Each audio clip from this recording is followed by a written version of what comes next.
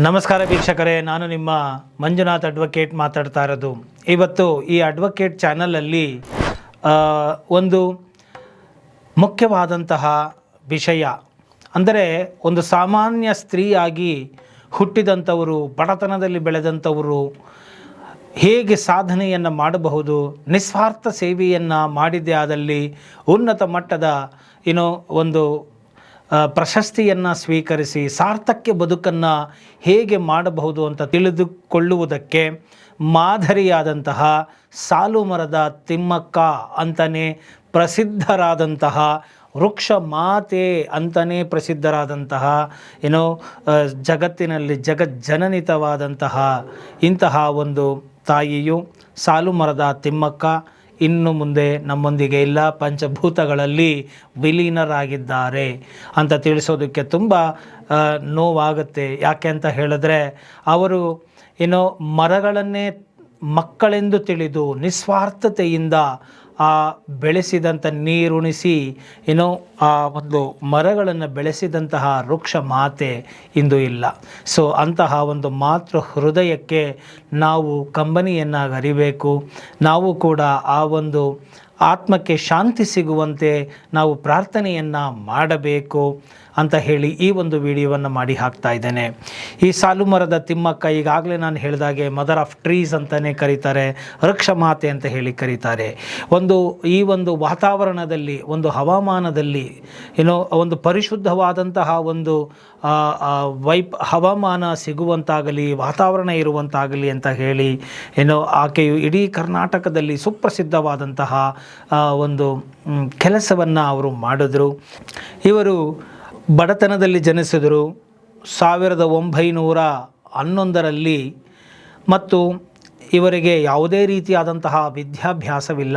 ನೋಡಿ, ವಿದ್ಯಾಭ್ಯಾಸ ಇರಲೇಬೇಕು ಅಂತೇನಿಲ್ಲ. ನಿರಕ್ಷರ ಕುಕ್ಷಿಗಳಾಗಿದ್ದರೂ ಸಹ ನಿಸ್ವಾರ್ಥತೆಯಿಂದ ಕೆಲಸವನ್ನು ಮಾಡ್ತಾ ಹೋಗಿದ್ದೆ ಆದಲ್ಲಿ ಯಾವತ್ತೋ ಒಂದು ದಿನ ಆ ಒಂದು ನಿಸ್ವಾರ್ಥ ಮಾತೃ ಹೃದಯ ಕಾರ್ಯಕ್ಕೆ ಶ್ಲಾಘನೆ ಮತ್ತು ರೆಕಗ್ನಿಷನ್ ಅನ್ನೋದು ಏನು ಹೇಳ್ತೀವಿ ಸಿಕ್ಕೇ ಸಿಗುತ್ತೆ ಅನ್ನೋದಕ್ಕೆ ಈ ಒಂದು ಸಾಲುಮರದ ತಿಮ್ಮಕ್ಕ ಕೂಡ ಒಂದು ಉತ್ತಮ ಉದಾಹರಣೆಯಾಗಿ ನಮ್ಮ ಕಣ್ಣು ಮುಂದೆ ನಿಲ್ತಾರೆ. ಸೊ ಇವರು ಒಂದು ಕ್ರಷರಲ್ಲಿ ಲೇಬರ್ ಆಗಿ ಕೆಲಸವನ್ನು ಮಾಡ್ತಾ ಇರ್ತಕ್ಕಂತಹ ಒಂದು ವ್ಯಕ್ತಿಯಾಗಿದ್ದರು. ಮತ್ತು ಇವರ ಒಂದು ಗಂಡ ಹಸ್ಬೆಂಡು ಅರ್ಲಿ ಲೈಫಲ್ಲಿ ಚಿಕ್ಕಯ್ಯ ಅಂತ ಹೇಳಿ ಇದ್ದರು. ಇವರು ಈ ಒಂದು ಸಾಮಾಜಿಕ ಬದ್ಧತೆಯನ್ನು ಇಟ್ಟುಕೊಂಡು ಸಮಾಜದಲ್ಲಿರುವಂಥವರಿಗೆ ಒಳಿತಾಗಲಿ ಅಂತ ಹೇಳಿ ಅವರು ಈ ಒಂದು ಮರಗಳನ್ನು ನೆಡುವಂತಹ ಒಂದು ಕಾಯಕವನ್ನು ಅವರು ಶುರು ಮಾಡಿಕೊಳ್ತಾರೆ. ಮಕ್ಕಳು ವೃಕ್ಷಗಳೇ ಎಂಬುವಂತಹ ರೀತಿಯಲ್ಲಿ ಅವರು ಕೆಲಸಗಳನ್ನು ಮಾಡ್ತಾ ಬರ್ತಾರೆ. ಮತ್ತು ಈ ಒಂದು ಕಾರ್ಯವನ್ನು ಅವರು 1950ರಲ್ಲಿ ಪ್ರಾರಂಭ ಮಾಡ್ತಾರೆ. ಸರಿಸುಮಾರು 385ಕ್ಕೂ ಹೆಚ್ಚು ಬ್ಯಾನಿಯನ್ ಫೈಕಸ್ ಟ್ರೀಸ್ ಅಂತ ನಾವು ಕರಿತೇವೆ, ಅದನ್ನು ಮಾಡ್ತಾರೆ. ಸರಿಸುಮಾರು 4.5 ಕಿಲೋಮೀಟರ್ಗಳು, ಅಂದರೆ ಹೈವೇ ಯಾವುದಪ್ಪ ಅಂತ ಹೇಳಿದರೆ ಹುಲಿಕಲ್ ಮತ್ತು ಕುದ್ದೂರು ಹೈವೇನಲ್ಲಿ ಸರಿಸುಮಾರು 4.5 ಕಿಲೋಮೀಟರ್ಗಳ ಸ್ಟ್ರೆಚ್ಚಲ್ಲಿ ಇವರು ಆ ಒಂದು ಗಿಡಗಳನ್ನು ನೆಡಲಿಕ್ಕೆ ಪ್ರಾರಂಭ ಮಾಡ್ತಾರೆ. ಸ್ವಂತ ಮಕ್ಕಳಂತೆ ಆ ಗಿಡಗಳಿಗೆ ನೀರುಣಿಸಿ ಆ ಒಂದು ಮರಗಳನ್ನು ಬೆಳೆಸ್ತಾ ಹೋಗ್ತಾರೆ. ಏನಾದರೂ ನಿಮಗೆ ಮಕ್ಕಳಿಲ್ವಾ ಏನು ಅಂತ ಹೇಳಿದರೆ, ನನಗೆ ಸುಮಾರು ಮಕ್ಕಳಿದ್ದಾರೆ ನೋಡಿ, ಇವೆಲ್ಲ ನನ್ನ ಮಕ್ಕಳೇ ಅಂತ ತೋರಿಸ್ತಾರೆ. ಅಂತಹ ಮಾತೃ ಹೃದಯಿ ಆಗಿದ್ದರು ಅವರು. ನೋಡಿ ಎಂತಹ ಒಂದು ಮಾತೃ ಹೃದಯ.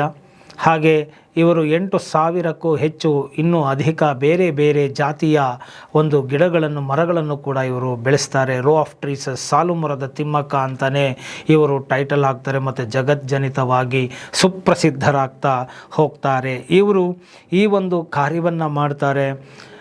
ಮತ್ತು ಇದನ್ನು ರೆಕಗ್ನಿಷನ್ ಮಾಡಿ BBC's 100 ಮೋಸ್ಟ್ ಇನ್ಫ್ಲೂಯೆನ್ಷಿಯಲ್ ವುಮನ್ ಲಿಸ್ಟಲ್ಲಿ ಇನ್ 2016ನಲ್ಲಿ ಇವರು ಗುರುತಿಸಲ್ಪಡ್ತಾರೆ. ಮತ್ತು US Environmental Organization is named after her.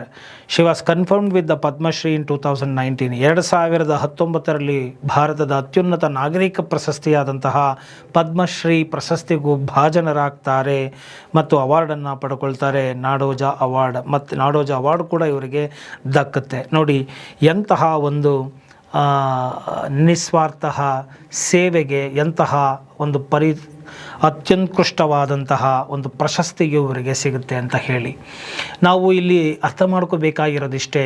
ಒಂದು ಸಾಧನೆ ಮಾಡಬೇಕು ಅಂತ ಹೇಳಿದ್ರೆ ಏನೋ ಒಂದು ಜೀವನದಲ್ಲಿ ಒಂದು ಸಾರ್ಥಕ್ಯ ಬದುಕು ಬೇಕು ಅಂತ ಹೇಳಿದರೆ ವಿದ್ಯಾಭ್ಯಾಸನೇ ಮುಖ್ಯ ಆಗಲಾರದು.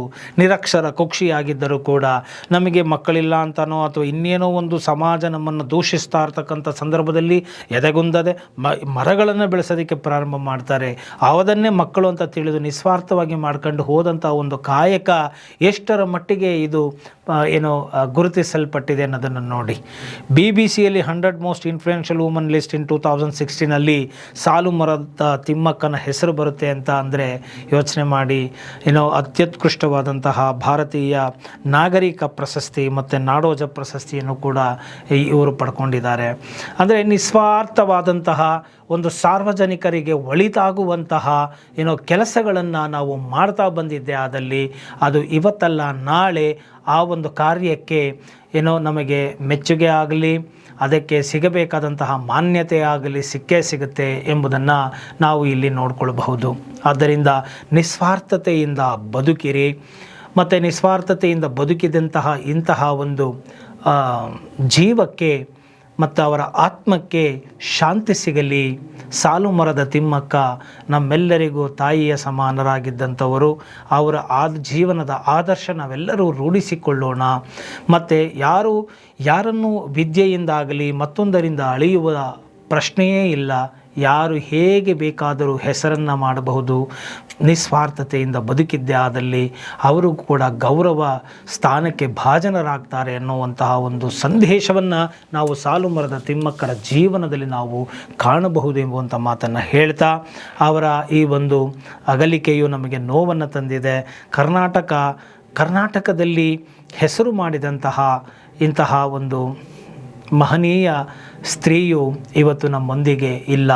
ಸೊ ಆ ಒಂದು ದುಃಖವನ್ನು ಭರಿಸುವಂತಹ ಒಂದು ಶಕ್ತಿ ಕುಟುಂಬದವರಿಗೆ ನೀಡಲಿ, ಹಾಗೂ ಆತ್ಮಕ್ಕೆ ಶಾಂತಿ ಸಿಗಲಿ ಅಂತ ಹೇಳ್ತಾ ಒಂದು ಕ್ಷಣದ ಮೌನವನ್ನು ನಾನು ಕೂಡ ಆಚರಿಸ್ತಾ ನೀವು ಕೂಡ ಮಾಡಿ ಅಂತ ಕೇಳ್ತಾ ಆತ್ಮಕ್ಕೆ ಸದ್ಗತಿ ಸಿಗಲಿ, ಶಾಂತಿ ಸಿಗಲಿ, ನೆಮ್ಮದಿ ಸಿಗಲಿ. ಅವರ ಒಂದು ಸಾರ್ಥಕ್ಯ ಜೀವನದ ಒಂದು ಬದುಕು ಏನಿದೆ ಅದು ಇತರರಿಗೂ ಕೂಡ ಮಾರ್ಗದರ್ಶನ ಆಗಲಿ ಅಂತ ಹೇಳ್ತಾ, ದಾರಿ ದೀಪವಾಗಲಿ ಅಂತ ಹೇಳ್ತಾ ಈ ಒಂದು ವಿಡಿಯೋವನ್ನು ಇಲ್ಲಿಗೆ ಮುಗಿಸ್ತಾ ಇದ್ದೇನೆ. ಜೈ ಹಿಂದ್, ಜೈ ಕರ್ನಾಟಕ ಮಾತೆ.